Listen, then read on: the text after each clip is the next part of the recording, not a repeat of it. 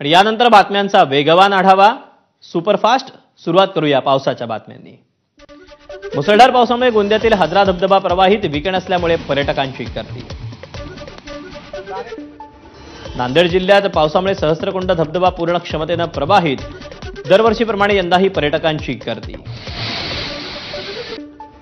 नांदेडच्या विष्णुपुरी धरणाचे 4 दरवाजे उघडले, मोठ्या प्रमाणात गोदावरी नदीपात्रात विसर्ग।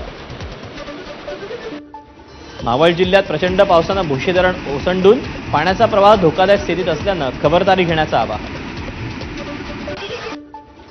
पुणे जिल्ह्यातील घाट माथ्यावर मुसळधार पाऊस, भोर, मुळशी, जुन्नर आणि भीमाशंकर या डोंगर माथ्यावर पावसाची हजेरी।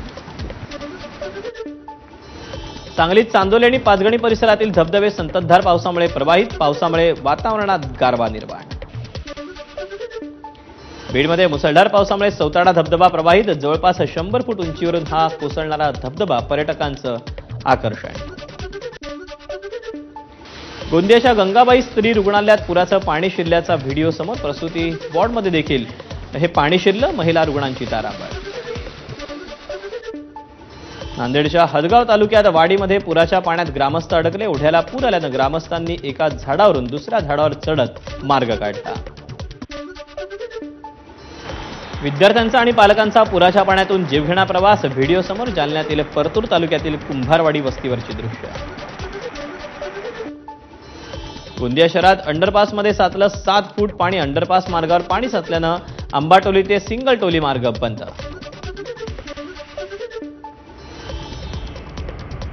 पुण्यातील भिडे पूल पाण्याखाली, नदीपात्रातले रस्ते वाहतुकीसाठी बंद, काही गाड्याही पाण्यात अडकल्या। पुण्यातील काळू नदीलाही पूर, पुण्यातील काळू धबधब्यावर अडकलेले 40 ते 50 पर्यटकांची रात्री उशिरा रेस्क्यू करून सुटका। सांगलीच्या शिराळ आणि वाळवा तालुक्यात दमदार पाऊस, वारणा नदीवरील पूल पाण्याखाली गेल्यानं वाहतुकीसाठी बंद। साताऱ्यात कृष्णा नदीच्या पातळीत वाढ झाल्यानं मर्ढे गावचा पूल पाण्याखाली, पर्यायी मार्गाचा वापर करण्याचं पोलीस प्रशासनाकडून नागरिकांना आवाहन। पुण्यातील पवना धरण आणि नदीकाठच्या पाणी पातळीत मोठी वाढ, कोथुर्णे पूल पाण्याखाली गेल्यानं कोथुर्णे, वारू आणि मळवंडी गावाचा पवना नगरशी संपर्क तुटला। कल्याणमध्ये कचोरे परिसरातील डोंगराचं भूस्खलन, घटनेत 6 ते 7 घरांचं मोठ्या प्रमाणात नुकसान। घरालगत वाहणाऱ्या नाल्यात खेळताना वाहून गेल्यानं 3 वर्षीय मुलाचा मृत्यू, भंडाऱ्याच्या लाखांदूर तालुक्यातील कुडे गावातली घटना।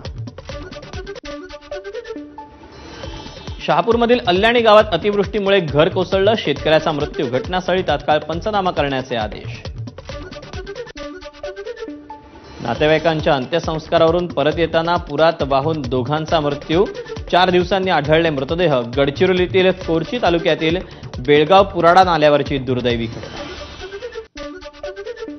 हिंगोलीच्या सेनगाव आणि वसमत तालुक्यात जोरदार पाऊस, वसमतमधील करंजळा, माटेगाव, बोरी, सावंत गावच्या शिवारात सोयाबीनच्या शेतात गुडघाभर पाणी साचलं।